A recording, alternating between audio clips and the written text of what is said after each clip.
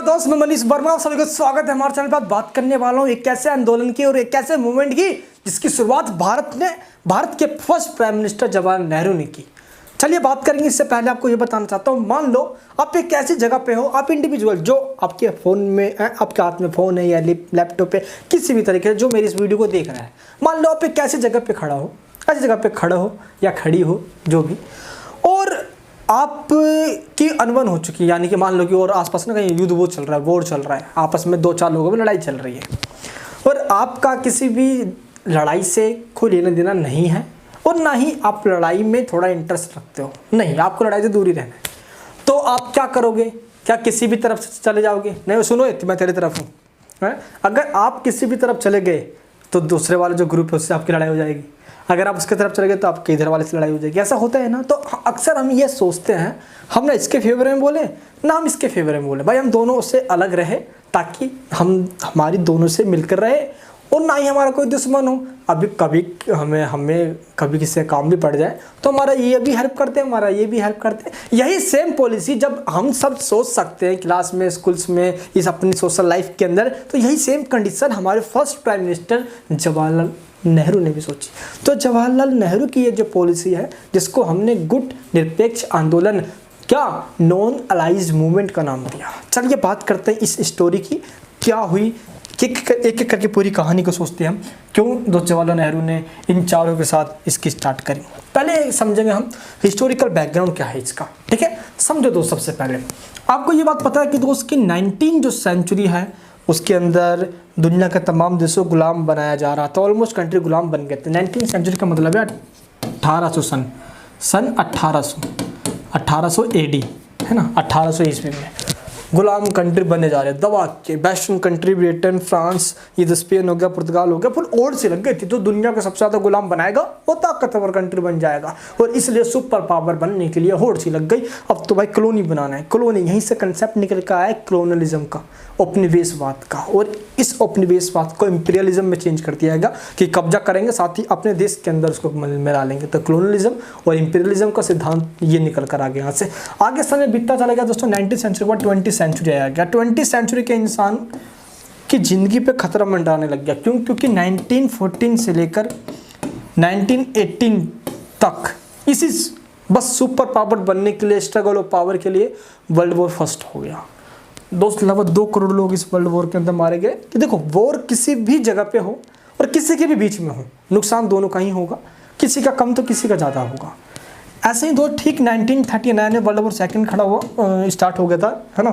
अब इस world war second के अंदर 1945 तक चला ये, और इसके अंदर दोस्तों तमाम सैकड़ों लोग मारे गए। बड़ी बात तो ये होता है कि हमारे सैनिक भी मारे जाते हैं, आर्मीज भी मरती है, आर्मी भी खराब होती है। इसमें साथ ही जो आम लोग होते हैं उन पर भी इस पर नेगेटिव इम्पैक्ट पड़ता है, काफ़ी लोग मारे जाते हैं इसके अंदर। तो world war first, world war second और वर्ल्ड वॉर सेकंड के बाद वर्ल्ड वॉर थर्ड तो नहीं हुआ, लेकिन 1945 में ही कोल्ड वॉर स्टार्ट हो गया। कौन सा वॉर? कोल्ड वॉर स्टार्ट हो गया। दोस्त, हम जो ये चैप्टर पढ़ रहे हैं क्लास 12th का, इससे पहले 3 वीडियोज़ हमारी आ चुकी है चैप्टर फर्स्ट के ऊपर, क्लास 12 पॉलिटिकल साइंस के ऊपर। ये हमारी 4th वीडियो है नॉन अलाइंस मूवमेंट की। तो तीनों वीडियोज़ देखने के बाद अगर आप ये फर्स्ट यानी कि 4th पार्ट देख रहे हो तो आपको ये सारी पार्ट्स यानी कि फर्स्ट चैप्टर अच्छे से समझ में आ जाएगा। मैं फर्स्ट चैप्टर पे इसलिए टाइम लगा रहा हूँ, छोटी छोटी पार्ट्स में वीडियो बना रहा हूँ ताकि हर एक टॉपिक आपके मन में, आपके खोपड़े में घुस जाए। भाई दबे, अगर आप किसी भी और पर्पस से इस वीडियो को देख रहे हो तो आपका स्वागत है। चलिए हम स्टार्ट करते हैं पहले इस कोल्ड वॉर के आगे की कहानी से। कोल्ड वॉर दोस्तों जैसे स्टार्ट हुआ, हमें पता है कि पूरी दुनिया दो ध्रुवीयता में बट गई। पूरी वर्ल्ड को हमने 2 ब्लॉक्स के नाम से जाना। 2 ध्रुवीयता में वर्ल्ड डिवाइडेड होगी। क्यों? क्योंकि वर्ल्ड वॉर सेकंड खत्म हुआ तो उसके बाद अमेरिका को लग रहा था कि वो सुपर पावर है, सबसे शक्तिशाली है। इसी बीच एक और सुपर पावर बनने की होड़ में आ गया, वो था सोवियत यूनियन, जिसका नाम USSR दिया गया है, union of Soviet socialist Republic, और एक तरफ था USA। इसी के नाम पर पूरी दुनिया के 2 ब्लॉक्स के नाम से जाना गया। 2 ब्लॉक्स को 2 ध्रुवीयता कहा जाता है, यानी कि 2 ध्रुवीय। एक तरफ था USA और एक तरफ था दोस्तों आपका USSR, अमेरिका और सोवियत संघ। अब इन दोनों के बीच में होड़ सी लग गई। अब इसी बीच जब ये चल रहा था कंसेप्ट, कोल्ड वॉर स्टार्ट हुआ था, तो कोल्ड वॉर 2 ग्रुप में हो रहा है। सीधी सी बात है, जो इसका दोस्त होगा, है ना, अमेरिका का दोस्त होगा, तो इस पूरे दोस्तों को इनसे दुश्मनी लेनी पड़ेगी। अब जो यूएसएसआर और यूएसएसआर के दोस्त, उन सबको इनसे दुश्मनी, यूएसए से दुश्मनी होगी। पहली चीज़ तो ये आपको समझ में आ चुका है कि ग्रुप यानी कि जो पूरा वर्ल्ड है वो 2 ग्रुप्स में या 2 ब्लॉक्स में डिवाइडेड हो चुका है। ठीक है, ये आपको ध्यान रखना है। अभी स्टोरी समझ आएगा आप सभी को। चलिए एक जगह पे चलते हैं हम। मैंने दोस्तों आप सबके लिए बहुत सारी स्लाइड्स बना रखी है ताकि आपको समझ में आ जाए। स्लाइड्स का ये तो नहीं, पहले आपको दिखाता हूँ मैं ये वाला स्लाइड्स। दोस्त एक एक टॉपिक आपको समझ में आना चाहिए आज, एक एक टॉपिक समझ में आना चाहिए आप सभी को। कॉलोनलिज्म, चलो मैं आपको ऐसे बता देता हूँ कहानी की। हाँ ये रहा भाई। अभी दोस्त मैंने आपको बताया कि जैसे सेकेंड वर्ल्ड वॉर ख़त्म हुआ तो 1945 से ही ख़त्म होने के बाद, वर्ल्ड वॉर सब खत्म होने के बाद कोल्ड वॉर स्टार्ट हो गया। यानी कि देख सकते हो कि पूरा ये टाइम पीरियड वॉर में ही जा रहा है। और 1945 से ही अगर दोस्त आप इतिहास देखो उठाकर, तो 1945 से ही, कब से? 1945 से ही दुनिया के तमाम कंट्रीज़ जो गुलाम थे, जैसे कि एशियन कंट्रीज़ हो गए, है ना दोस्त, साथ ही जो अफ्रीकन कंट्रीज़ हो गए, लैटिन अमेरिकन कंट्रीज़ हो जाए, तो इन सभी कंट्रीज़ ने, ये सब के सब गुलाम थे इन कंट्री में ज़्यादातर, तो इन सभी कंट्रीज़ ने वेस्टर्न कंट्रीज़ के अगेंस्ट में, ब्रिटेन, फ्रांस, स्पेन, पुर्तगाल, जापानीज़ कंट्री, जो गुलाम थे जिन कंट्री के, उनके अगेंस्ट में इन्होंने आंदोलन मूवमेंट करना स्टार्ट कर दिया था। जैसे कि इंडिया में आपको पता है कि क्योंकि इंडिया मूवमेंट भारत छोड़ो 1942 में स्टार्ट हो गया था, लंबे टाइम से चल रहा था वो। उसके बाद बेशक वो फेल हो गया, लेकिन आगे चल के हमारे देश में मूवमेंट चल रहा था ब्रिटिश सरकार से आज़ादी के लिए। तो वैसे तमाम कंट्री में चल रहा था। 1945 से लेकर 1950 के बीच में दुनिया के लगभग 100 कंट्री आज़ाद हुए। कितने कंट्री? 100 कंट्री आज़ाद हुए। तो जब कोई गुलाम देश, कॉलोनी कंट्री, जिस कंट्री का वो गुलाम है, यानी कि जिसने उसको गुलाम बनाया है, उसके अगेंस्ट में जब वो मूवमेंट करे, आंदोलन करे अपनी कंट्री को आज़ाद करवाने के लिए, उस पूरे प्रोसेस को डीकोलोनाइजेशन कहते हैं। क्या कहते हैं? डीकोलोनाइजेशन। कोलोनाइजेशन का मतलब होता है जब एक कंट्री जो पावरफुल है किसी कमज़ोर कंट्री को गुलाम बना ली। जब इसके आगे डी लग जाता है तो इसका मतलब होता है कि जिस कंट्री को गुलाम बनाया गया है अब वो अपनी आज़ादी के लिए स्ट्रगल कर रहा है और अब वो आज़ाद हो रहा है। ठीक है, तो इसको हिंदी में कहते हैं बी उपनिवेशवाद। बी उपनिवेशवाद, उपनिवेशवाद। तो ये कंडीशन जो है 1945 से स्टार्ट हो गई थी। इट मीन्स कहने का मतलब दोस्त ये है कि 1945 में जैसे वर्ल्ड वॉर सेकंड खत्म हुआ, 2 सितंबर 1945 को वर्ल्ड वॉर सेकंड खत्म हुआ था और 1 सितंबर 1939 को स्टार्ट हुआ था। तो जैसे ये खत्म हुआ तो कोल्ड वॉर स्टार्ट हो गया था। और इस वॉर के दौरान, इस वॉर के ही टाइम क्या हो रहा है, वर्ल्ड के तमाम कंट्रीज़ भी आज़ाद हो रहे हैं।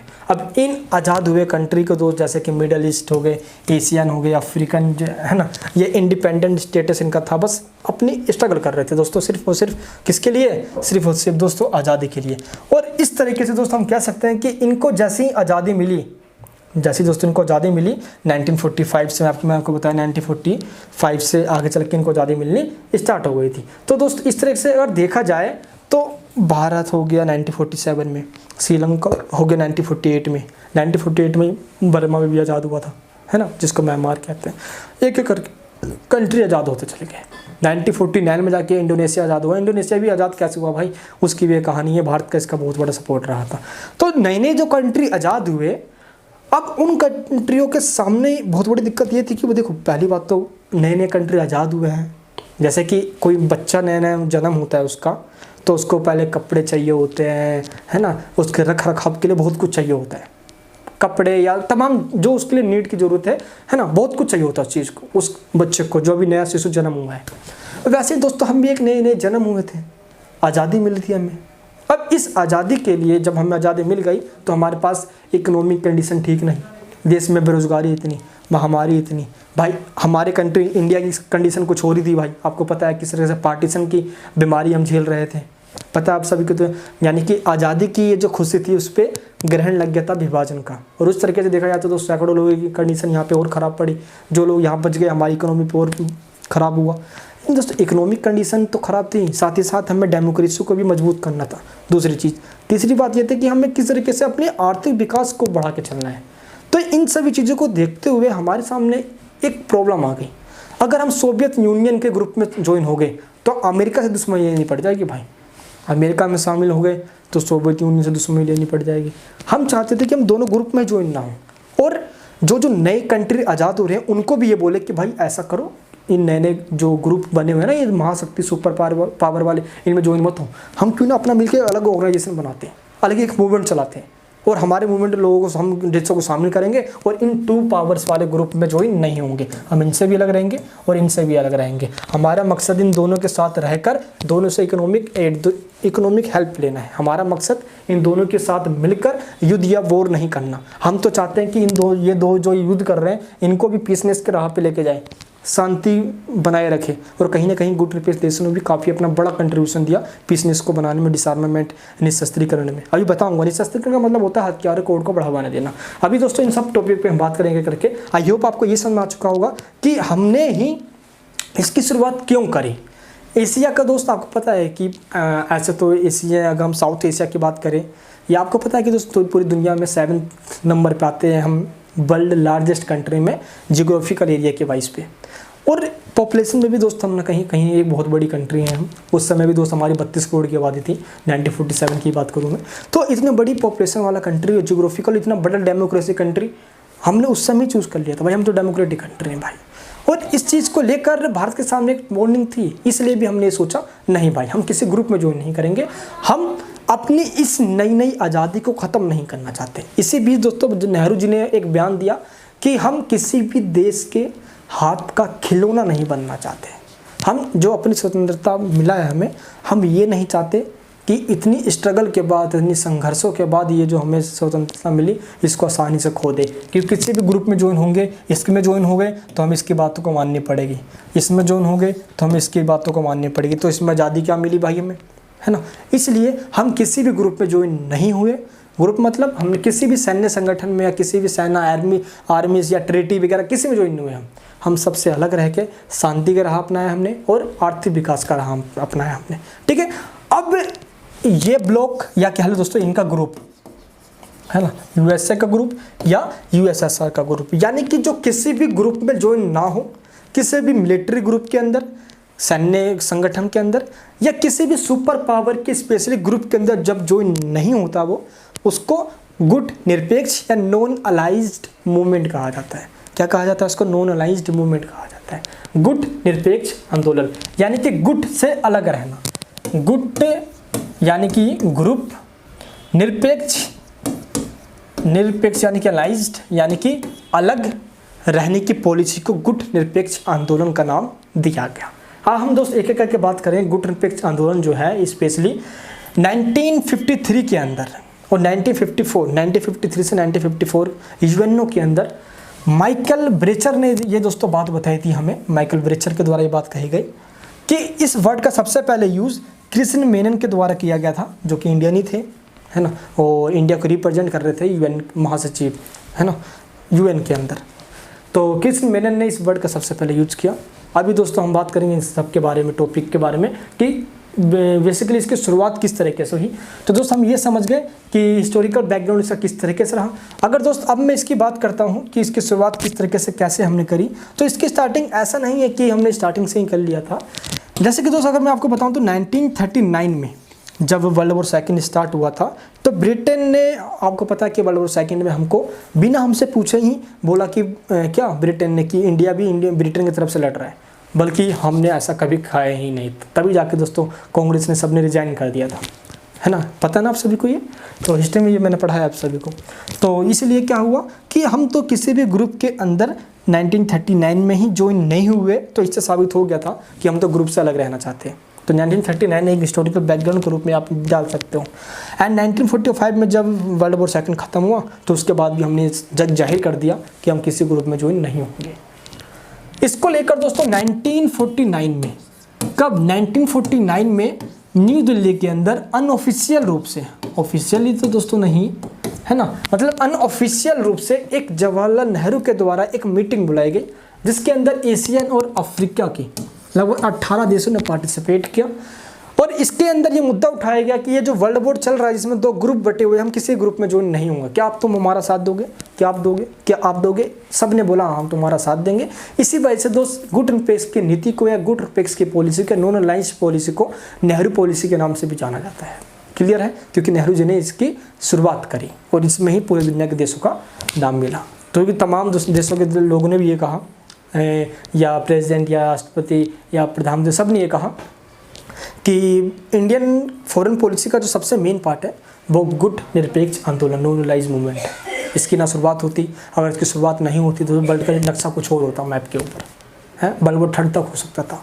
तभी तो बता रहा हूँ कि बहुत बड़ा कंट्रीब्यूशन दिया इसने वर्ल्ड के अंदर ये जब परमाणु हमला से बचाने के लिए भाई। ठीक है दोस्तों, चलिए तो 1949 में ही ये जो मीटिंग करी गई, इसके अंदर ये मुद्दा उठाया गया कि हम किसी ग्रुप में ज्वाइन नहीं होंगे। और उधर इंडोनेशिया के अंदर स्ट्रगल चल रहा था फ्रीडम के लिए, तो उसमें सपोर्ट करने के लिए भी इस मीटिंग को बुलाया गया था 1949 के अंदर। इसके बाद 1955 के अंदर, इसके बाद कब 1955 के अंदर इंडोनेशिया के शासक थे उस समय डॉक्टर सुकर्नो। तो इंडोनेशिया के शासक तो सुकर्नो थे और इंडोनेशिया में दोस्तों एक शहर है बांडुंग नाम का। क्या नाम था उसका? बांडुंग। बांडुंग क्या कहते हैं इसको? बांडुंग। दोस्तों बांडुंग में एक मीटिंग करी और इस मीटिंग के अंदर गुट निरपेक्ष नामक एक आंदोलन की फाउंडेशन रख दी हमने कि हाँ भाई हम तो एक संगठन बनाएंगे जो किसी भी गुट में शामिल नहीं होगा, वो इस आंदोलन में, इस मूवमेंट में ज्वाइन हो जाना, जिसका नाम होगा गुट निरपेक्ष आंदोलन। लेकिन अब इसकी ऑफिशियल रूप से शुरुआत नहीं करी गई है, बट एक फाउंडेशन तैयार कर दी गई है। पूरा बिल्डिंग घर बनाने से पहले गड्ढा खोद कर पहले नीचे से ईंटें सरियानी पड़ती है तब जाकर पूरा घर बनता है, ऐसा होता है ना, वैसे ही सेम कंडीशन है। पूरी इस मूवमेंट की शुरुआत करने से पहले एक फाउंडेशन करी गई, एक फाउंडेशन रखी गई इस दिन पे, तो 1955 के अंदर बांडुंग में रखी गई जो कि इंडोनेशिया के अंदर है। आई होप दोस्तों आपको यहाँ तक समझ में आ चुका होगा, क्योंकि ऑफिशियल रूप से गुट निरपेक्ष या नॉन अलायंस मूवमेंट की शुरुआत 1961 में हुई, जब यूगोस्लाविया की कैपिटल थी दोस्त बेलग्रेड। किसकी? यूगोस्लाविया की कैपिटल बेलग्रेड के अंदर इसके ऑफिशियल रूप से मीटिंग हुई। 29 कंट्री ने इसके अंदर पार्टिसिपेट किया और तब जाके नॉन अलायंस मूवमेंट की शुरुआत हुई। अब तक दोस्त मैं आपको हिस्टोरिकल बैकग्राउंड नहीं बता रहा था। बेलग्रेड सम्मेलन, बेलग्रेड कॉन्फ्रेंस 1961 पे हम आ चुके हैं, जिसके अंदर 27 पॉइंट ऑफ डिक्लेरेशन, यानी कि हमारे जो मेन मकसद था उसके 27 मकसद को गिनवाया गया, जिसके अंदर मेन बताऊं मैं आपको कि पूरी दुनिया में जो 2 ब्लॉक्स बटी हुई है, हमारा मकसद पीसनेस बना के रखना है, कॉलोनाइजेशन यानी कॉलोनिज्म जिसको हम कहते हैं उपनिवेशवाद, और क्या इम्पीरियलिज्म साम्राज्यवाद, इसका हमें अपोज करना है। हम इसका कभी प्रमोट नहीं कर सकते, हम तो खुद इसके शिकार रहे, हम कभी भी नहीं चाहेंगे कोई कंट्री उसको गुलाम बनाए, हमने बिल्कुल इसका दोस्तों अपोज किया। थर्ड बात डिसआर्मामेंट, दोस्त कोल्ड वार की वजह से अमेरिका भी और सोवियत यूनियन भी पागल हो चुके थे वेपन्स के होड़ में। हमें बस सोवियत यूनियन तो और ज़्यादा, बस हम वेपन्स चाहिए। हाँ बेशक हमारा अच्छा दोस्त था, लेकिन बस हमें तो वेपन्स चाहिए। इसलिए हम चाहते थे कि हम डिसआर्मामेंट करें, निशस्त्रीकरण के राह पे चले, दुनिया के देशों को ये पाठ पढ़ाए कि हथियारों से किसी का भला नहीं हुआ आज तक, हथियारों से दूर रहो। ये बात उनको बाद में समझ में आई, सुपर पावर जैसे सोवियत यूनियन वगैरह हो गई, इनको बात में समझ में आ गई थी। इसलिए हमने डिसआर्मामेंट की पॉलिसी को अपनाई। हम चाहते थे पूरी दुनिया में शांति बने रखें, हम चाहते थे आर्थिक विकास का राह अपनाएं, हम चाहते थे निशस्त्रीकरण, डिसआर्मामेंट, हम चाहते थे दुनिया में कोई भी कंट्री किसी का भी गुलाम ना रहे। हम ये चाहते थे कि बस किसी भी तरीके से पूरे वर्ल्ड के अंदर शांति बने रहे। हम ये चाहते थे दोस्त आर्थिक विकास के राह में कोई रुकावट ना आए। हम ये दोस्तों चाहते थे कि 2 ब्लॉक्स ही खत्म हो जाए। हम ये चाहते थे कि बस किसी तरीके से शीत युद्ध कम से कम हो, इसके संभावना खत्म हो। तो बहुत ऐसी कंडीशन थी जो कि 270 पॉइंट्स में ये बताया गया। इसलिए दोस्तों इसको बेलग्रेड कॉन्फ्रेंस के अंदर 270 पॉइंट डिक्लेरेशन के नाम से जाना गया, जिसके अंदर दोस्तों 27 घोषणाएं की गई, हमारे क्या क्या मेन उद्देश्य होंगे। अभी बताऊंगा मेन पर्पस क्या होंगे। तो दोस्तों इस तरीके से ये आपका पॉइंट समझ आ चुका होगा यहाँ पे कि मेन चीज़ क्या यहाँ पे क्या है। एक चीज़ यहाँ पे बार बार कहा जाता है कि गुट निरपेक्षता या जो नॉन अलायंस जो मूवमेंट है, इसको तटस्थता या न्यूट्रलिटी की पॉलिसी के नाम से भी लोग पुकारते हैं, जो इसका अपोज करते हैं, क्रिटिसाइज करते हैं इस मूवमेंट का। तो मैं एक तरफ से आपको बता दूं कि नॉन अलायंस मूवमेंट, जिसको हम दोस्तों नाम कहते हैं या नैम भी कहते हैं इसको, नैम तटस्थता या न्यूट्रलिटी की पॉलिसी बिल्कुल भी नहीं थी। पहले आप इस वर्ड को समझो, तटस्थता या न्यूट्रलिटी का मतलब क्या होता है। इसका मतलब होता है जब भी किसी भी टू कंट्री में या किसी भी दो कंट्री में वॉर हो रहा हो तो अपने आप को उस युद्ध से अलग कर लेना, ये जानते हुए भी कि क्या सही है और क्या गलत है अपना मुंह नहीं खोलना।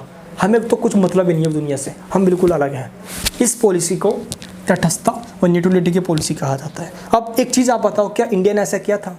है क्या भारत या गुटनिरपेक्ष देशों ने ऐसा किया? नहीं किया। जब भी कोंगो वॉर हुआ तो इंडिया ने वहाँ पे क्रिटिसाइज किया। क्यूबा मिसाइल संकट में इंडिया ने इंटरफेयर किया और सोवियत यूनियन को अलग किया। भाई ऐसा मत कर, वर्ल्ड वॉर थर्ड हो गया, बाल बच्चे मर जाएंगे। भाई क्यूबा मिसाइल संकट हमने रुकवाने में बहुत बड़ी कंट्रीब्यूशन दिया हमने, मतलब नॉर्मलाइज मूवमेंट से है। इसके बाद दोस्तों 1979 के अंदर अफगानिस्तान के ऊपर सोवियत यूनियन ने अटैक कर दिया, हमने उसका कंडम यानी कि क्रिटिसाइज किया। 2003 के अंदर 19 मार्च का समय था जब अमेरिका ने किस पे? ईरान पे अटैक कर दिया, ये इराक पे अटैक कर दिया। दोस्तों ये कहते हो कि इराक सुन तू ना बायोलॉजिकल वेपन्स बना रहा है, यानी कि तू घातक हथियार बना रहा हो। इस चीज़ को लेकर इराक पे जब उसने अटैक किया तो उसका मकसद कुछ और निकला, उसका मकसद था सिर्फ तेल हड़पना इराक की। इसका भी दोस्तों हमने क्रिटिसाइज़ किया। तो जब हम क्रिटिसाइज कर रहे हैं तो हम तटस्थ कहाँ रहे भाई, है ना? हम तो सही का, यानी कि गुड रिप्लेस का मतलब हुआ सिंपल ये कि किसी भी प्रश्न, किसी भी क्वेश्चन का आंसर उसके क्वालिटी यानी कि दोष और गुण के आधार पर देना। समझ आ गया आप सभी को? यानी कि सही को सही और गलत को गलत कहना। हाँ में हाँ मिलाने की पॉलिसी गुड रिप्लेस की पॉलिसी नहीं है। अगर हम किसी भी ग्रुप में ज्वाइन हो जाते हाँ तो हम हाँ में जरूर मिलाते, ऐसा होता है ना। अब मान लो आपने किसी से कर्जा लिया है, अब वो कर्जा वाला इंसान आपसे कुछ भी कहे, आप तो वही हाँ में हाँ मिलाओगे, हाँ भाई सही कह रहा है, भाई सही कह रहा है। क्यों नहीं मिलाओगे भाई? कर्जा लिया आपने उससे, मार का थप्पड़ पैसा वापस मांग लेगा, अब फिर कहाँ से दोगे भाई? हाँ में हाँ मिलाना पड़ेगा ना। वही कंडीशन दोस्तों यहाँ पे भी थी। अगर हम ज्वाइन हो जाते हाँ सही कह रहा है, जब भी वो काम गलत कर रहा होगा फिर भी सही कहना पड़ेगा हमें। अब भाई क्यों कर्जा थोड़ी खा रखा तेरा, चल साइड हो, गलत कर दो, गलत कर रहा है। फिर भी हमने हाँ जितनी हो दोस्तों इन्होंने हमारी हेल्प करी। और हेल्प क्यों नहीं करेंगे? एफडीआई से या एमएनसी या टीएनसी से जो पैसा आता है, एफडीआई मतलब फॉरेन डायरेक्ट इन्वेस्टमेंट। अभी कंट्री किसी कंट्री में जाके अपनी कंपनी को भेज कर पैसा इन्वेस्ट करके जब भी वहाँ पे कंट्री में पैसा कंपनी खोलती है, पैसा है ऑब्वियसली बात है, पैसा आएगा उससे, गवर्नमेंट को टैक्स मिलेगा, उस कंपनी को इन्वेस्टमेंट मिलेगा यानी कि प्रॉफिट मिलेगा। इस तरीके से दोस्तों देखते जाए तो इस दोनों सुपर पावर ने हमारी हेल्प करी, क्योंकि यूएसए भी या यूएसएसआर दोनों हमारे बहुत अच्छे दोस्त हैं। अगर इंडिया की दोस्तों खासकर मैं बात करूँ तो यूएसएसआर ने दोस्तों आर्मी में, मिलिट्री में इसने हमारी हेल्प करी, वेपन्स में इसने हमारी हेल्प करी, स्टार्टिंग से ही शुरू से इसने हेल्प करी। एंड दोस्तों यूएसए की बात करें तो 97% उस समय दोस्तों ट्रेड हमारा वेस्टर्न कंट्रीज़ और अमेरिका से हुआ करता था। तो हम कैसे इससे अपनी दुश्मनी कर सकते थे? इसलिए भी हमें अपनी दुश्मनी इससे नहीं करी, हमें दोनों से ही बेनिफिट था, इसलिए हमने गुड रिप्लेस का रास्ता अपनाया। आई होप आपको यहाँ तक समझ आ चुका होगा। अगर यहाँ तक समझ आ चुका तो पूरी स्टोरी समझ आ गई होगी। अब मैं आपको अपने स्लाइड पर लेकर चलता हूँ, जो दोस्तों आपके लिए मैंने स्लाइड बनाया। ये स्लाइड आपके लिए नोट्स का काम करेगा। ठीक है दोस्तों, किसका काम करेगा स्लाइड? ये स्लाइड दोस्तों आपको नोट्स का काम करेगा, ताकि आप आगे चल के दोस्तों नोट्स वगैरह प्रिपेयर करते हो तो उसमें दोस्तों आपके बहुत काम आएगा। और मैं आपको यही कहूँगा, सजेशन दूंगा कि जब भी पढ़ाई करो तो नोट्स से पढ़ाई करो। जो मैं भी जब भी पढ़ाई करता था तो नोट से ही करता था। आज दोस्तों यूपीएससी प्रिपरेशन कर रहा हूँ तो नोट से ही मैं तैयारी करता हूँ। ठीक है दोस्तों, चलिए यहाँ तो समझ आ गया ना आप सभी को। तो अब कंडीशन क्या है हमारी, यहाँ पे देखते हैं। इस चीज़ के अंदर 5 पिलर्स भी समझ जाएंगे हम। पहले दोस्तों पर मीनिंग देखते हैं पहले, है ना, कि गुड रिप्लेस का स्पेशली मीनिंग क्या है ना। ये जो नॉन अलाइंस्ड मूवमेंट है इसका मीनिंग क्या है? तो मीनिंग ऑफ नेम, चलिए पहले मीनिंग समझते हैं, टॉपिक अपने आप सब समझ में आता चला जाएगा। देखिए मैंने आपको पहले ही समझा दिया, किसी भी मिलिट्री ऑर्गेनाइजेशन में ज्वाइन ना होना, समझ आप सभी को। और किसी भी क्वेश्चन का आंसर उसके दोष और गुण, उसके सही और गलत के आधार पर देना, उचित और अनुचित के आधार पर देना। ठीक है, चलिए अब the international policy of a sovereign state according to which it does not alliance itself with any of the power blocks and at the same time actively क्या participates in the world affairs to promote international peace, harmony and cooperation. दोनों जो super powers थे, किसी भी power block में join ना होना और international peace, harmony and cooperation, है ना, भाईचारा, एकत्व और सहयोग, फर्टिनिटी एंड शांति को प्रमोट करने वाली ऑर्गेनाइजेशन या मूवमेंट ही गुड निरपेक्ष आंदोलन के नाम से जानी जाती है। आई होप दोस्तों आपको समझ आ चुका होगा कि इसका मीनिंग क्या होता है। ठीक है, चलिए मीनिंग तो आपको समझ में आ चुका है। तो अब बढ़ते हैं हम आगे की ओर। और आगे पॉइंट है हमारा फीचर्स क्या है नॉन अलाइंस मूवमेंट का। मेन इसके फीचर्स की बात करते हैं। ठीक है, या फीचर्स जानने से पहले हम इसकी कहानी भी समझ लेते हैं एक बार पहले, ताकि आपको कहानी भी थोड़ी समझ में आ जाए, है ना दोस्तों। कहानी भी इसकी बहुत मस्त कहानी है गुट रिपेक्स आंदोलन की, तगड़ी कहानी है, बड़ा मजा आएगा इसको समझने में भी। चलिए पहले कहानी समझते हैं हम। यस, ये रहा दोस्तों यहाँ पे कि इसका कैसे शुरुआत हुआ। इससे पहले 5 पिलर देखते हैं, क्योंकि इसका जिक्र करूँगा मैं आगे अभी थोड़ी देर बाद भी कि 5 पिलर क्या है। डिकोलाइजेशन में समझ लिया। 5 पिलर कह लो आप, 5 पिलर्स का मतलब या पंचशील प्रिंसिपल, अगर आपने सुना हो ये वर्ड कभी, या आगे चाइना वॉर के टाइम ये इसको मैं पढ़ाऊँगा आप सभी को मैं। चलिए आपको पहले यहीं बता देता हूँ 5 पिलर्स का मतलब क्या होता है। तो 1954 के अंदर, कब 1954 के अंदर, ये हिल कैसे जाता है जी, चलिए भाई अब मत हिलिएगा, ठीक है, आप पढ़ लें दीजिए हम। चलिए हो गया भाई। कब 1954 के अंदर उस समय हुआ क्या कि पीएम नेहरू जी, इन्होंने बहुत अपना फेमस स्पीच दिया। कहाँ पे? कोलंबो के अंदर, जिसको दोस्तों सिनो इंडियन रिलेशंस के नाम से भी जाना गया। यानी कि सिंगापुर क्या दोस्तों, श्रीलंका के साथ हमारे कोई स्टार्टिंग से रिलेशन अच्छे भी रहे हैं, ये हुआ, ठीक है। लेकिन दोस्त इसी समय जो हमने ये जो भाषण दिया था नेहरू जी ने, इस स्पीच के अंदर जो इन्होंने बातें कही उसी को 5 पिलर्स के नाम से जाना जाता है, जो कि 2 नेशन के बीच में जो हमारा रिलेशन है उसके अंदर हमने इस प्रिंसिपल्स को आगे दिया है। 2 नेशन मतलब चाहे वो श्रीलंका है, दूसरा वो चाइना है, हम इन दोनों से इन पॉलिसी को अपना के चलते हैं। साथ ही दोस्तों हमारा पाकिस्तान बीच में बगल में हो क्यों ना हो, हम सबसे यही पॉलिसी अपना के चलते हैं कि ये हमारी पॉलिसी होगी, उस टाइम की पॉलिसी, नेहरू के टाइम की पॉलिसी, जिसको हमने आगे चल के पंचशील का नाम दिया और 5 प्रिंसिपल्स ऑफ पीसफुल को एग्जिस्टिंग का भी हमने नाम दिया। शांति या सह अस्तित्व की नीति का 5 सिद्धांत या पंचशील सिद्धांत, जो कि दोस्तों आपको पता है कि 1955 में ही चाइना के साथ दोस्तों अप्रैल का महीना था जब चाइना के साथ ये प्रिंसिपल हुआ। 55 बोल रहा हूँ दोस्तों, 54 के अंदर। तो 1954 में अप्रैल के महीने में, है ना, 28 से 29 अप्रैल के बीच में दोस्तों ये हुआ था। तो 1954 में चाइना और इंडिया के बीच में ये पॉलिसी हुई, जिसको पंचशील सिद्धांत के नाम से जाना जाता है। इससे पहले जो नेहरू ने स्पीच दिया, इसी को सिद्धांत बना कर हमने दिया। क्या क्या बात कही गई थी जो पंचशील प्रिंसिपल है, आपको ध्यान रखना चाहिए, क्योंकि यही हमारा फॉरेन पॉलिसी का भी और गुट रिपेक्स आंदोलन की शुरुआत करने का मकसद भी हमारा यही था। क्या था? Respect for territorial integrity. जो भी एक दूसरे कंट्री है, हमें उन दोनों का कंट्री का कोई भी हमारी जो सीमा से लगे हुए हैं, हमारे जो बॉर्डर से लगे हुए हैं, हमें उनका रिस्पेक्ट करना है। पहली बात। म्यूचुअल नॉन एग्रेशन, भाईचारा रखो, ना कि अग्रेशन रखो। तो हम किसी पे भी अटैक नहीं करना चाहते भाई। म्यूचुअल नॉन इंटरफेरेंस है, क्या करना? Interference in domestic affairs. हम किसी भी कंट्री के इंटरनल मामले में इंटरफेयर नहीं करते। अब जैसे कि चाइना के साथ हमने अपनाया तो चाइना के साथ भी नहीं करेंगे, पाकिस्तान और श्रीलंका हम नहीं करेंगे भाई। जैसे कि परमाणु बम है हमारा, हम उस पर भी देख 1974 में सब फेल हुए थे, 1998 में पास तो हुए भाई, टेस्ट तो कर लिया हमने। नो फर्स्ट यूज़ पॉलिसी हमने अपनाया, नहीं करेंगे भाई। लेकिन आज की कंडीशन चेंज हो चुकी है। आज सिचुएशन ये है कि अगर बंदा मान नहीं रहा, लपेटे में ले लेंगे, समझे। तो इशारा काफ़ी होता है। हमारे देश आज सिक्योरिटी से, अपनी डिफेंस से कोई कॉम्प्रोमाइज़ नहीं कर सकता, ये आपको ध्यान रखना है। नेक्स्ट दोस्तों, इक्वलिटी एंड म्यूचुअल बेनिफिट। हम हमेशा समानता और एक दूसरे की बेनिफिट पे काम करते हैं, लाभ कि दोनों का ही फ़ायदा हो, इसमें हम वो काम करने की बात करते हैं। पीसफुल को एग्जिस्टिंग की बात करते हैं। सह अस्तित्व शांतिपूर्ण नीति अपनाते हैं, शांति की नीति अपनाएंगे हम, जिसमें एक दूसरे देश मिल के काम करेंगे। तो ये 5 प्रिंसिपल जो आपको मैंने बताया, इसी को पंचशील, जो कि 1954 में हुआ और 1954 में इसी पंचशील समझौते को, इस समझौते के तहत चाइना और इंडिया के बीच में ये प्रिंसिपल हुआ, इस पे एग्रीमेंट पे साइन किया गया एंड प्रिंसिपल ऑफ पीसफुल को एग्जिस्टिंग के नाम से भी इसको जाना गया। दोस्तों ये हमारी पॉलिसी रही है स्टार्टिंग से, और हम पंचशील पॉलिसी को हमने फॉरेन पॉलिसी का भी अपना पार्ट बनाया हुआ था उस टाइम भी। ठीक है दोस्तों, चलिए अब दोस्तों कहीं ना कहीं हम बात करते हैं यहाँ पे इसकी, चलिए यस, तो पंचशील पॉलिसी हो गया 1954 वाला। अब हम बात करते हैं, पहले स्टार्टिंग से आ जाते हैं हम कि गुट रिपेक्स की स्टार्टिंग कब और क्या किस तरीके से हुई। मैं यहाँ पे थोड़ा रफ कर देता हूँ। चलिए भाई, ये हो गया रफ। हाँ, अब हम आएंगे जो मैंने आपको कहानी स्टार्टिंग में बैकग्राउंड में बता दिया है, उसी को हम थोड़ा सा यहाँ पे पहले समझेंगे।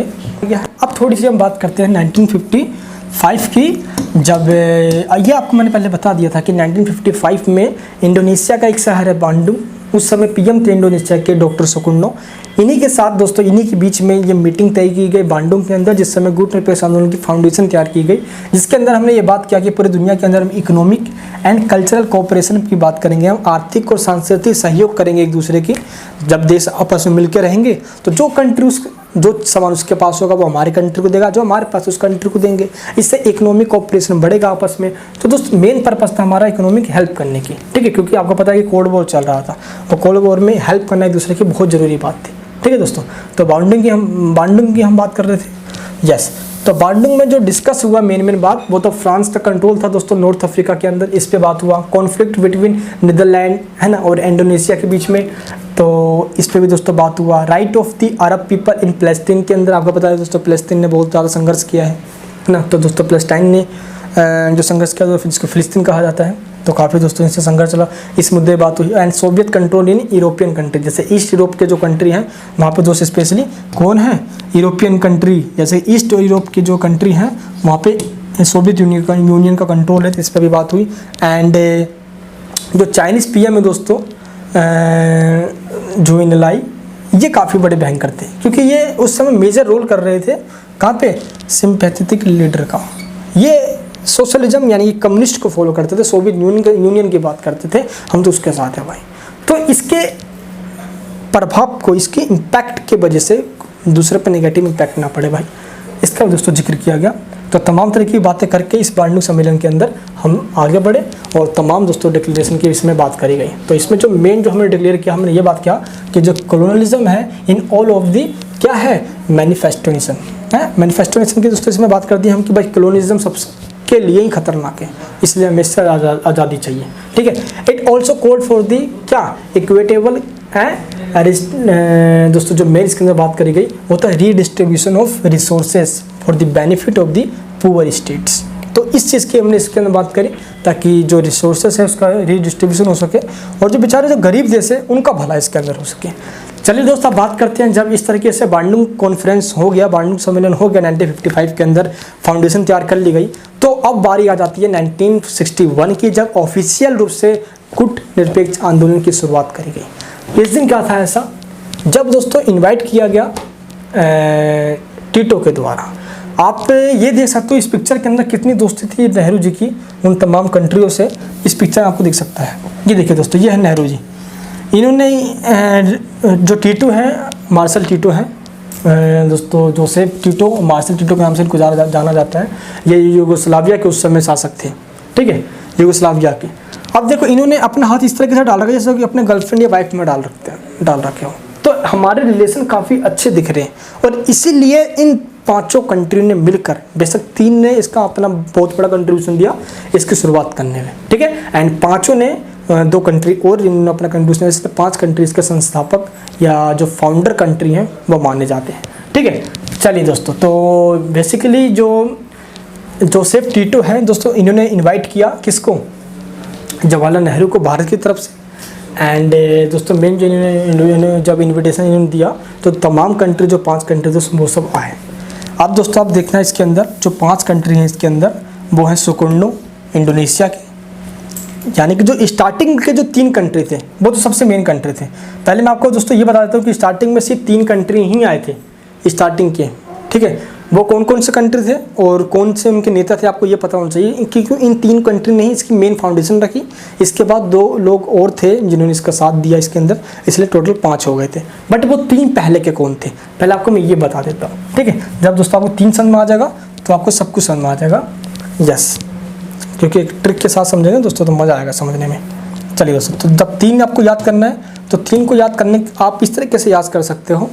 3 को याद कैसे करो, 3 को आप इस तरीके से याद कर लो, भाज, ठीक है, भाज और मिग, भाज मिग और यूटी, स्कूल में देते हैं ना यूटी है, यूटी।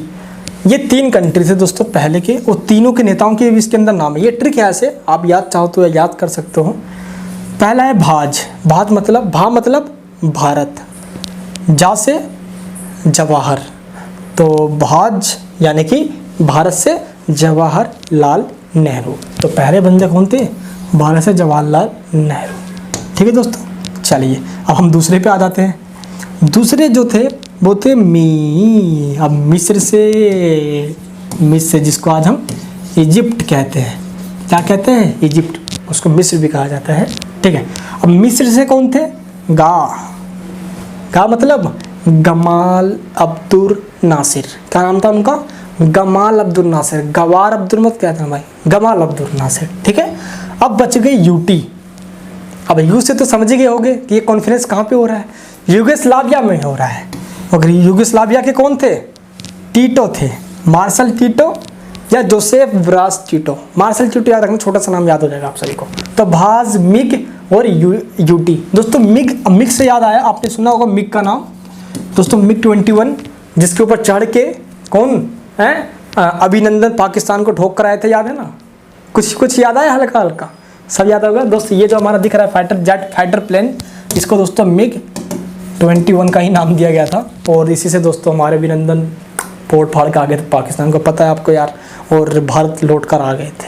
ये भी वो एक दिन था जब पूरी दुनिया के लोग इस मीडिया चैनल पर लगे हुए थे कि बस क्या होगा इसका। और इंडिया में दोस्तों स्पेशली तो पता ही है आप सभी को। ठीक है दोस्तों, तो इस तरीके से जो मेन थे इसके अंदर वो 3 ही थे जो अभी मैंने आपको पिक्चर में दिखाया था इस समय, ये 3 दोस्तों मेंबर। ठीक है, आई होप दोस्तों अब आपको समझ में आ चुका होगा ये वो 3 मेंबर कौन कौन से हैं। और इसमें जो मैंने आपको ट्रिक बताया वो ट्रिक भी आपको अच्छा लगा होगा, ताकि आपको याद हो जाए कंडीशन इससे।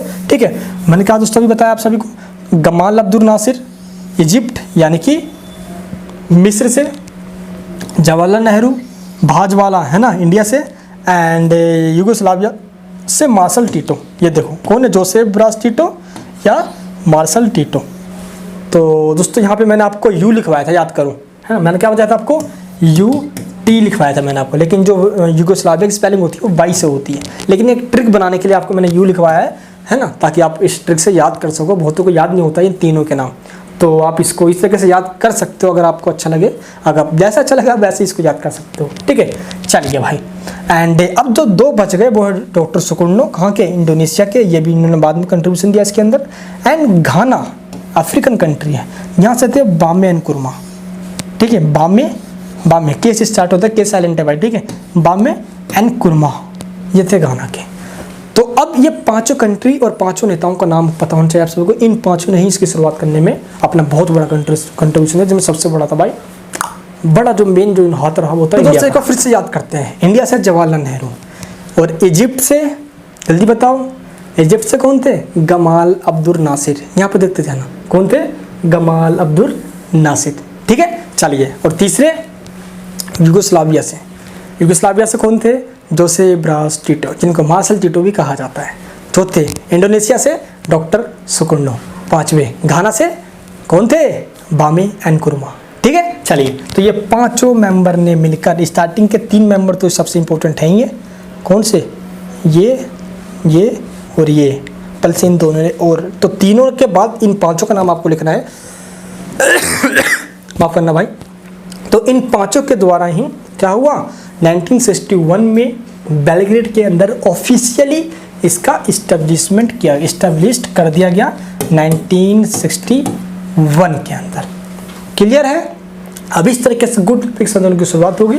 इसमें दोस्तों स्टार्टिंग में 29 कंट्रियों ने पार्टिसिपेट किया, यानी कि 29 मेंबर्स इसके बने, जो कि 25 थे इसके स्टेट मेंबर, एंड जो 4 कंट्री बच वो थे उसके ऑब्जर्वर मेंबर, यानी जो गेस्ट के रूप में आए थे। आज भी दोस्तों अगर आज हम देखें 2012 में दोस्तों तेहरान में इसका एक कॉन्फ्रेंस हुआ था, और उस कॉन्फ्रेंस के अंदर total 120 country non alliance movement के बन चुके हैं।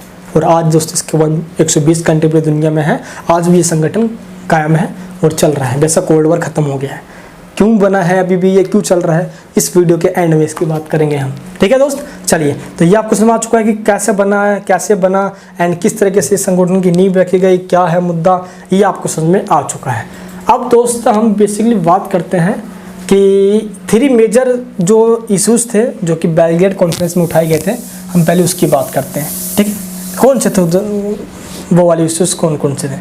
In relations to the superpowers, the name seeks to find a third way. आपको तो ये पता है कि पूरी दुनिया 3 वर्ल्ड में बटी हुई थी। जो पहली दुनिया कहा जाता है यूएसए, किसको? यूएसए के ग्रुप्स को, या यूएसए को कह सकते हो आप, अमेरिका जो पूरा है उसका पूरा ग्रुप, फर्स्ट ब्लॉक है ना, पहली दुनिया। सेकंड वर्ल्ड, दूसरी दुनिया कहा जाता है यूएसएसआर, और यूएसएसआर के सभी दोस्त को मिलाकर, या जो भी कम्युनिज्म को फॉलो करते हैं। एंड थर्ड वर्ल्ड या तीसरी दुनिया कहा जाता है वो उन सभी डेवलपिंग कंट्रीज़ को जिन्होंने नैम को बनाया, गुट निरपेक्ष आंदोलन के मेंबर बने, उनको कहा जाता है थर्ड वर्ल्ड। कौन सा वर्ल्ड? तीसरी दुनिया। ये आपको ध्यान रखना है। तो इन्होंने थर्ड वे स्टार्ट कर दी। प्रोटेस्ट किया इन्होंने against colonial rule in Africa and Asia. Asia और अफ्रीका में जो कंट्री अभी भी गुलाम थे, ये उनका अपोज करने की इन्होंने इस समय बात करी। किस समय? बैलग्रेड कॉन्फ्रेंस के अंदर। The establishment of the new economic order है, इसी समय दोस्तों स्टार्ट करी गई न्यू इकोनॉमिक ऑर्डर की, यानी कि नई आर्थिक व्यवस्था की, जिसमें सभी गुट निरपेक्ष के कंट्री आपस में एक दूसरे की इकोनॉमिक हेल्प करेंगे, एक दूसरे की हेल्प करके उनकी इकोनॉमी को क्या बूम अप करने में हेल्प करेंगे। साथ ही दोस्त किसी भी तरह की समस्याओं में वो आपस में एक दूसरे के साथ खड़े होंगे। ठीक है, हाउ टू इक्वली, है ना, अगर दोस्तों देखा जाए तो इक्वलिटी के रूप में आपस में काम करेंगे, एंड ये डिस्ट्रीब्यूट करेंगे रिसोर्सेज आपस में जो थर्ड वर्ल्ड के कंट्रीज हैं। ठीक है, and this agenda was to be known as the initiative of 5 named for the 5 की इंडिविजुअल्स। ठीक है, इस इनिशिएटिव को क्या कहा गया? इनिशिएटिव ऑफ 5, यानी कि जब 5 लोगों ने इसकी शुरुआत करी तो उन 5 लोगों के नाम से ही इसका नाम रख दिया गया इनिशिएटिव ऑफ 5 लोगों के द्वारा की गई शुरुआत। ठीक है दोस्तों, चलिए, एंड जब दोस्तों यहाँ तक हमारा हो जाता है तो अब हम आ जाते हैं after the UN conference on the trade and development in Geneva के अंदर 1964 में। तो the group of 77 was formed, और इस ग्रुप के बनने के बाद दोस्त दुनिया के तमाम कंट्रीज़ के अंदर जब भी जरूरत पड़ी गुट निरपेक्ष आंदोलन के साथ की, इन्होंने अपना कंट्रीब्यूशन दिया। ऐसा नहीं है दोस्त कि गुट निरपेक्ष आंदोलन ने वॉर के टाइम अपना कोई भी कंट्रीब्यूशन ना दिया। अभी मैंने आपको बताया दोस्तों किस तरीके से क्यूबा मिसाइल क्राइसिस जब हुआ 1950, वैसे चल तो ये बहुत पहले से ही रहा था कि क्यूबा या दोस्तों कहीं पे वॉर चलता, लेकिन 1961 में ही पता है जब जिस समय इसका ऑफिशियल रूप से इस्टेब्लिश किया जा रहा था, उस समय क्यूबा मिसाइल संकट कैसे होने लग गया, जब जाके दोस्तों हुआ ये। क्योंकि आप देखोगे यार, तो 1961 में जब ये मीटिंग हो रहा था 1 से लेकर 6 दिसंबर के बीच में हो रहा है, और क्यूबा मिसाइल क्राइसिस अक्टूबर में ही स्टार्ट हो गया था देखा जाए तो इसलिए हमने अपना पहला कंट्रीब्यूशन क्यूबा मिसाइल संकट के दौरान दिया।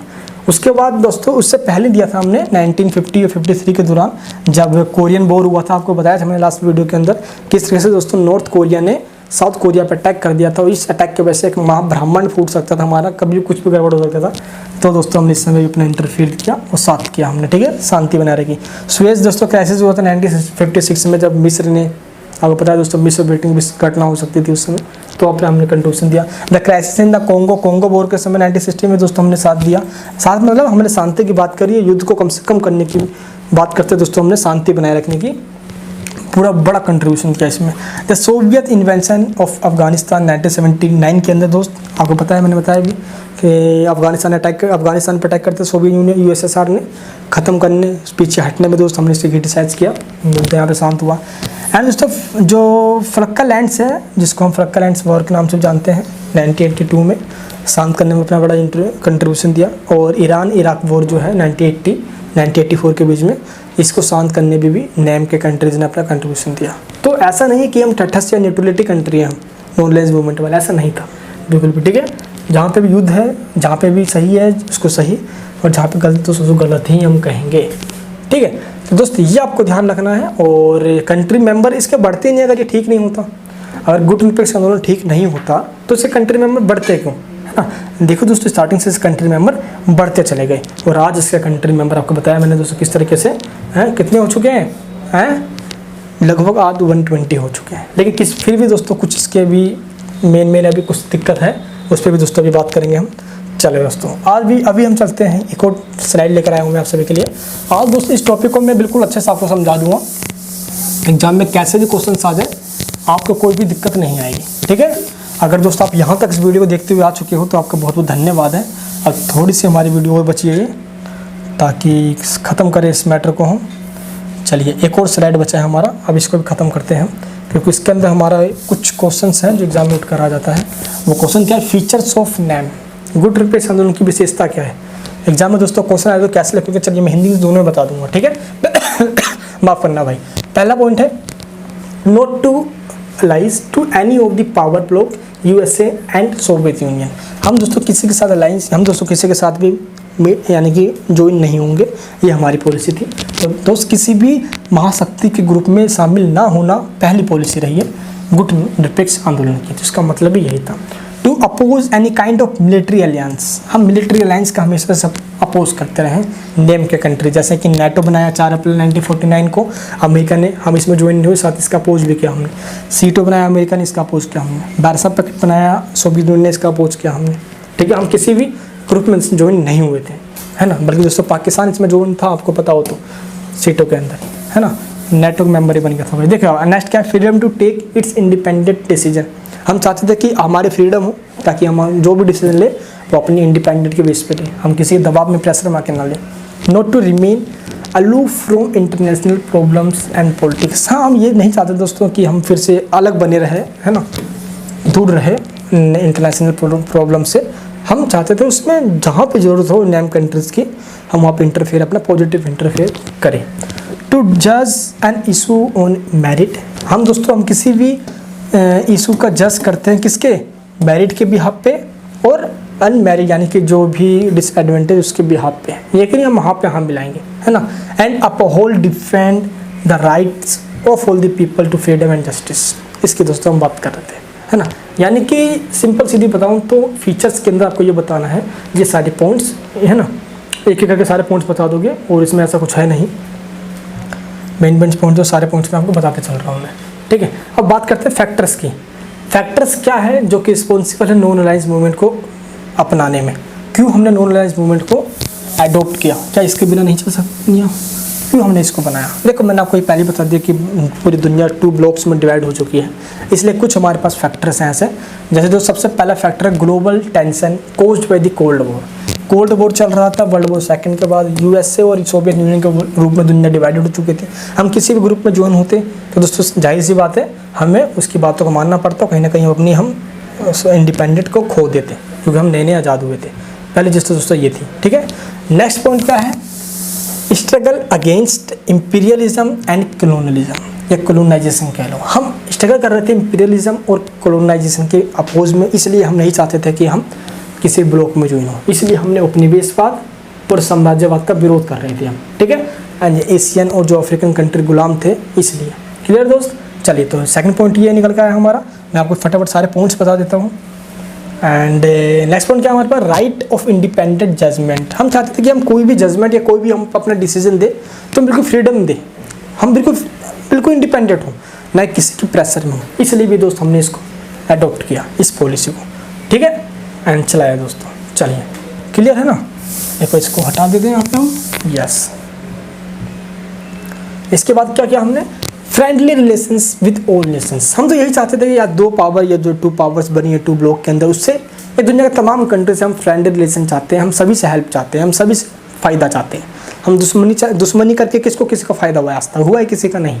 तो हम चाहते हैं कि दोनों से ही हेल्प ले, एक से दुश्मनी लेंगे तो एक से बेशक फ़ायदा मिल रहा हो, लेकिन दूसरे से फ़ायदा लेंगे उससे भाई प्यार मोहब्बत कर लो, क्या दिक्कत जा रहा है, फ़ायदा लो ना अपना। हम तो कंडीशन हमारे समय से ख़राब हुई पड़ी थी भाई, नए नए आज़ाद हुए थे, इसलिए हम चाहते थे कि अपने सभी देशों से अच्छे रिलेशन बनाना।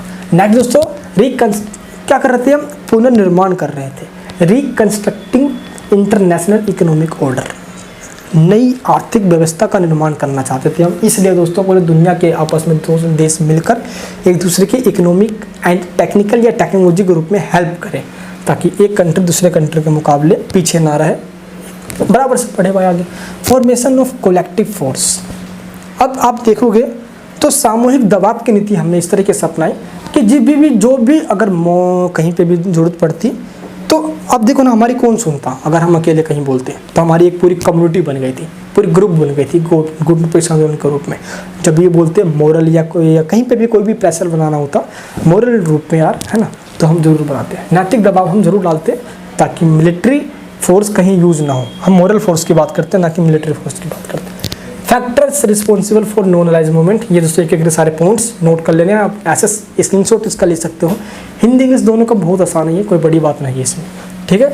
चलिए अब बात करते हैं पंचशील जो हुआ था, आपको मैंने बता दिया था कि दोस्तों इंडिया और चाइना के बीच में हुआ था ये 1954 में, अप्रैल का दोस्तों महीना था। पंचशील जो कि ये 5 प्रिंसिपल है, म्यूचुअल नॉन इंटरफेयर, हम इंटरफेयर नहीं करेंगे, interference in each other internal affairs, mutual non aggression, equality for mutual benefit, respect for each others territorial integrity and sovereignty, and हम एक दूसरे के दोस्तों यानी कि आंतरिक और उसकी संप्रभुता का सम्मान करेंगे, फिर शांति को बढ़ावा देंगे, एक दूसरे की लाभ के लिए, फ़ायदे के लिए काम करेंगे, किसी पर अटैक नहीं करेंगे और इंटरनल मामले में कोई भी इंटरफेयर नहीं करेंगे, उसके आंतरिक मामले में कोई भी इंटरफेयर नहीं करेंगे, ठीक है। एंड इस तरह के दोस्तों बांडुंग जो हुआ सम्मेलन, उसमें दोस्तों ये तमाम तरह के डिसीजन लिए गए और 1961 में फाइनली डिसीजन लेने के बाद क्या हुआ, गुट रिप्रेशन आंदोलन की शुरुआत कर दी गई, ठीक है। ये आपको समझ आ चुका है। तो नेहरू, नासिर और टीटो ये 3 दोस्तों इसके मेन मेंबर थे, बट ये 5 इसके मेन मेंबर के रूप में जाने गए और फाउंडर मेंबर कह सकते हैं हम, ठीक है दोस्तों। तो बांडुंग सम्मेलन भी समझ में आ गया आप सभी को, एंड बेलग्रेड कॉन्फ्रेंस के अंदर जो हुआ डिसीजन वगैरह ये सब भी हमने इसके अंदर देख लिया। एंड ऑब्जेक्टिव क्या है नेम के, चलिए अब हम ये जानते हैं इसके उद्देश्य क्या है, काम क्या करना चाहता है, क्या इसका उद्देश्य, मकसद क्या है इसका, एक एक करके दोस्तों बात करेंगे इसके ऊपर। ये काफ़ी हमारा इंपॉर्टेंट टॉपिक है, ठीक है दोस्तों। चलिए पहला पॉइंट क्या, eliminate all causes which could lead to war. हम उन सभी साधनों, उन सभी कारणों को ख़त्म करना चाहते हैं जो किसी भी टाइम, किसी भी दिन वॉर, युद्ध करवा सकता है। हम ऐसा कुछ भी नहीं चाहते, इसलिए हमारा पहला मकसद ये है, हम वॉर से बचना चाहते हैं, वॉर चाहते हैं, युद्ध नहीं चाहते हैं। नेक्स्ट क्या है, to protect nascent freedom of the new born independent countries of Asia and Africa from colonial domination। जो भी दोस्तों कॉलोनियल डोमिनेशन, जो भी नए नए कंट्री आज़ाद हुए एशिया और अफ्रीका के, हम उनकी आज़ादी को बचाना चाहते थे, सेफ रखना चाहते थे, जिसमें हम खुद शामिल थे। नेक्स्ट क्या है, टू अपोज कॉलोनियलिज्म, है ना, colonialism, imperialism and racial discrimination. हम उपनिवेशवाद, साम्राज्यवाद और जो भी जाति यानी कि रेशियल, जो नस्ल के आधार पर, काले गोरे के आधार पर जो भेदभाव किया जाता है, हम उसका अपोज करते हैं, ठीक है। To encourage friendly relations among countries, clear है, हम दुनिया के तमाम देशों के बीच में फ्रेंडली है, एक मतलब को एग्जिस्टिंग फ्रेंडली रिलेशन चाहते हैं, कोई वॉर नहीं चाहते। To advocate peaceful settlement of international disputes, किसी भी तरीके का जो विवाद हो जाता है, डिस्प्यूट्स होता है इंटरनेशनल रूप से, हम उसका शांतिपूर्वक समाधान चाहते हैं, ना कि नहीं भाई विवाद हुआ बस अटैक कर दो, बम फोड़ दो उस पर, बॉर्डर पे अटैक कर दो। इससे थोड़ी, ऐसे थोड़ी बात बनती है यार, किसी भी चीज़ का समाधान शांति और बातचीत से होता है, ठीक है। तो हम इसमें बिलीव करते हैं। नेक्स्ट क्या, to oppose use of force and use of nuclear weapons, है ना, हम हमेशा इसका अपोज करते हैं कि हम भाई फोर्स का हम यूज़ करना ही नहीं चाहते। हम मतलब गुड प्रेस आंदोलन की कंट्री की बात कर रहे हैं, जिसमें हम खुद शामिल हैं, इंडिया भी शामिल है। To strengthen United Nations as an organ of world peace, हम यूएनओ को मजबूत करने में विश्वास रखते हैं, जिससे कि वर्ल्ड में पीस बनाई जा सके, ठीक है दोस्तों। नेक्स्ट क्या है, to protect human rights and protect environment, हम मानवाधिकार और विश्व पर्यावरण को भी सुरक्षित रखने की बात करते हैं, ठीक है। To build a new international economic order, जिसको हम न्यू कहते हैं, नई अंतर्राष्ट्रीय आर्थिक व्यवस्था। इस सिस्टम के अकॉर्डिंग जो भी नई कंट्री आज़ाद हुए हैं, वो कंट्री आपस में इकोनॉमिक एक दूसरे की हेल्प करेंगे इकोनॉमिक तरीके से, ठीक है, based on equity and justice पे होगा जो कि, और पूरे दुनिया का सिस्टम हम इस तरीके से चलाना चाहते हैं। दोस्त ये ऑब्जेक्टिव है, समानता पे हम बात करते हैं, न्याय की हम बात करते हैं। आई होप आपको ये टॉपिक या ऑब्जेक्टिव के जो पॉइंट है ये दोस्तों आपको समझ में आ चुका होगा। ये अगर पॉइंट समझ में आ चुका है तो काफ़ी बेहतर आपके लिए, और आप सब इसका एक स्क्रीनशॉट लेकर नोट्स बना सकते हो अपने कॉपी के अंदर, ताकि कोई दिक्कत ना हो, ठीक है दोस्तों। चलिए, एंड जवाहरलाल नेहरू का क्या रोल रहा इसके अंदर, ये तो आपको मैंने स्टार्टिंग में बता दिया है, क्योंकि स्टार्टिंग में बनाने वाले हैं ये वही हैं। इसको दोस्तों नेम जो दिया है ना गुड रिपेक्स का, बेशक तमाम तरीके कहा जाता है, लेकिन शुरुआत करने वाले नेहरू जी ही माने जाते हैं, ठीक है दोस्तों। इन्होंने हमेशा से नेटो, सेंटो, सीटो का अपोज किया, हम इसमें ज्वाइन नहीं हुए। पंचशील की पॉलिसी को दोस्तों इन्होंने अपनाया, एंड इसकी दोस्तों नेहरू जी की हमेशा से पॉलिसी रहा है इंपीरियलिज्म और कॉलोनाइजेशन की, कॉलोनियलिज्म जो उपनिवेशवाद है इसका अपोज करना। डेमोक्रेसी की दोस्तों ये बात करते थे, लिबरलिज्म की बात करते थे, एंड मेन पर्पस था इनका जो दोस्तों बनाने का था मतलब पीस और प्रोग्रेस को ये प्रमोट कर सके पूरी दुनिया के अंदर, शांति और विकास को बढ़ावा दे सके, इसलिए नेम को स्पेशली बनाया गया था। At first submit of the name at the कहाँ पे Belgrade, Nehru spoke about imperialism, डिसआर्मामेंट, किस पे बात करी, साम्राज्यवाद पे बात करी, डिसआर्मामेंट निशस्त्रीकरण पे बात करी, हथियार कोड को बढ़ावा न देना, एंड पीस शांति पे बात करी, and spoke on the danger of war and appeal for piece, किस पे बात करी दोस्त कि किस तरीके से वो डेंजर है हमारे लिए, एंड पीसनेस पे अपील करे पूरी दुनिया के लिए, ताकि पीस के राह पे चलकर इंसान सही मार्ग पे चल सकता है। क्योंकि दोस्तों युद्ध किसी भी चीज़ का प्रतीक नहीं है, ये विनाश ही करवाएगा, जब भी करवाएगा विनाश करवाएगा। ठीक है दोस्त, इस तरीके से आपको ध्यान रखना है।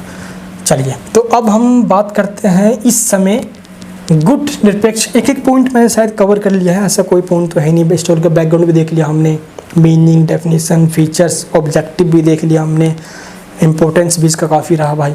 गुट निरपेक्ष आंदोलन का इंपॉर्टेंस युद्ध को कम करवाने में इसका बहुत ज़्यादा इंपॉर्टेंस रहा। टू पावर्स जब भी युद्ध के कगार पे आते, उनको अलग करवाने में, उनको शांत करवाने में, उनका गुस्सा शांत करवाने में गुट निरपेक्ष देशों ने अपना साथ दिया, नैम के कंट्रीज से अपना कंट्रीब्यूशन दिया, तो इसका इंपॉर्टेंस भी दोस्तों काफ़ी रहा। एंड अब हम बात करते हैं क्या कि इसका रिलेवेंस क्या है।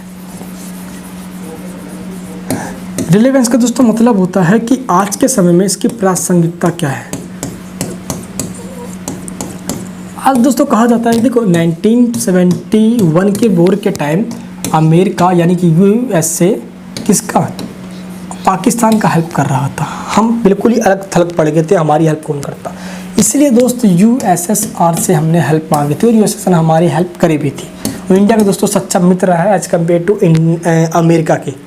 सोवियत संघ हमारा अच्छा दोस्त रहा है। इसलिए 1971 में यह पोज लगाने लग गया, क्योंकि हमने दोस्तों इंडिया और यूएसएसआर के बीच में 20 सूत्री एक फ्रेंडली एक एग्रीमेंट हुआ, फ्रेंडशिप का एक एग्रीमेंट हुआ था इस समय 1971 में। इसलिए ये कहा गया कि इंडिया अब गुट निरपेक्ष में नहीं रहा, उसने तो भाई एग्रीमेंट कर लिया, लेकिन भाई हम अपने डिफेंस से कॉम्प्रोमाइज़ नहीं करेंगे ना भाई, है। अब भाई मरता इंसान क्या नहीं करता, हम बिल्कुल ही अलग थलग पड़ गए थे। सोवियत संघ ने दोस्तों हमारी हेल्प करी, अमेरिका पाकिस्तान की हेल्प कर रहा था 71 के वॉर में, इसलिए दोस्त बेशक कहा जाता है, लेकिन हम अलग ही रहे।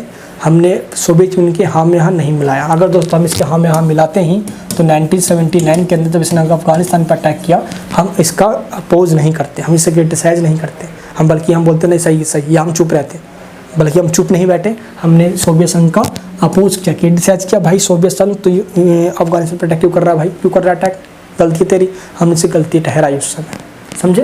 तो ये आपको ध्यान रखना है, ठीक है। तो प्रासंगिकता का मतलब होता है कि क्या आज भी उतना ही महत्व है नैम का जितना पहले था जिस समय कोल्ड वॉर चल रहा था। तो जी बिल्कुल था, उस समय के सिचुएशन के अकॉर्डिंग इसका मकसद कुछ और था और आज के सिचुएशन के अकॉर्डिंग इसका मकसद कुछ और है, लेकिन ज़रूरत आज भी उतना है जितना पहले था। जैसे जब वॉर चल रहा था उस समय वॉर को कम करवाना या ख़त्म करवाना, कॉलोनाइजेशन इम्पेरिज्म का अपोज करना। आज बेशक कोई कंट्री किसी गुलाम तो नहीं है, लेकिन आज दोस्त किसी तरीके से कोई कंट्री आज भी आतंकवाद का शिकार है, टेररिज्म का शिकार है, टेररिस्ट कंट्री बहुत सारे दुनिया में है ना।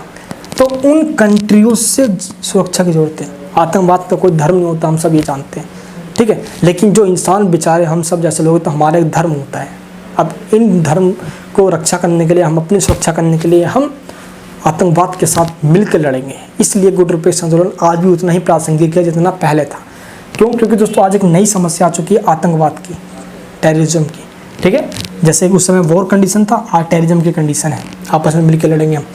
उस समय भी दोस्तों एक कंडीशन थी, बट आज कुछ ज़्यादा इन्वायरमेंट की, है ना। जब भी ये डिसबैलेंस होता है तो कहीं ना कहीं भूकंप बाढ़ लेकर आता है, फ्लड वगैरह या अर्थक्वेक आता ही आता है। हमें चाहिए कि दोस्तों हम सब मिलकर आपस में CO2 यानी कार्बन डाइऑक्साइड गैस को कम करने में अपना कंट्रीब्यूशन करें।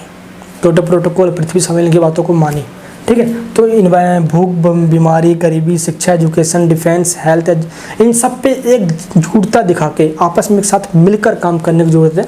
जो भी नॉन अलाइंस मूवमेंट की कंट्री है, जैसे कि दोस्तों आज 120 कंट्री है, तो आज इस तरीके से, बेशक उस टाइम इसका मकसद वॉर से ख़त्म करना, दोनों सुपर पावर से अलग होना था। आज दोनों सुपर पावर तो नहीं है, लेकिन आज की कंडीशन इस तरीके से है कि आपस में दूसरे कंट्री हेल्प करने के समय है यार, जो हमारे पास है वो हम उनको दें, जो उनके पास वो हमें दें, ताकि हम एक दूसरे से हेल्प कर सकें। मानवता का मानव धर्म इस बात में है कि वो कब दूसरे इंसान के काम आए। आई होप दोस्तों आपको समझ में आ चुका होगा टॉपिक है। दोस्त मेरा मकसद कुछ भी नहीं है, बस इस वीडियो को मैं इसलिए बनाता हूँ ताकि मैं सोचता हूँ कि अगर मैं अच्छा प्रेजेंट कर पाऊँ तो आपको ये टॉपिक और अच्छे से समझा पाऊँ। अब ये वीडियो कैसी लगी आपको नीचे मुझे कमेंट बॉक्स में बताना। आई होप आपके सभी डाउट्स क्लियर हो चुके होंगे। एक बार नहीं 2 या 3 बार इस वीडियो को देखो, लेकिन देखो क्लास 12th में दोस्त गुड निरपेक्ष इस तरीके की वीडियोज़ मैंने आपको बिल्कुल क्लियर समझा दिया है। आई होप आपको पूरा समझ में आ चुका होगा। अगर चैनल पर नहीं हो तो प्लीज़ सब्सक्राइब करके बेल आइकन ऑन करना। हाथ जोड़ के रिक्वेस्ट करूँगा इस वीडियो को सब जगह शेयर करना, ताकि ऐसे ही वीडियोस सब लोग देखेंगे तो मेरा मोटिवेशन बढ़ेगा। और मैं चाहूँगा जब लोग देख रहे हैं तो मैं और वीडियोस बनाऊँ और टॉपिक्स पे बनाऊँ। 12th की पूरी पॉलिटिकल साइंस खत्म करूँ, हिस्ट्री खत्म करूँ, ज्योग्राफी, इकोनॉमिक्स हो गया, सोशोलॉजी हो गया, तो बहुत सारे सब्जेक्ट हैं। मैं सभी सब्जेक्ट आपको पढ़ाऊँगा आगे चल के। ये सब ग्रेजुएशन के वीडियोज़ भी मैं बनाता हूँ, हमेशा सबकी हेल्प करता रहूँ। ये दो संदेश से मेरी इच्छा ही निकली।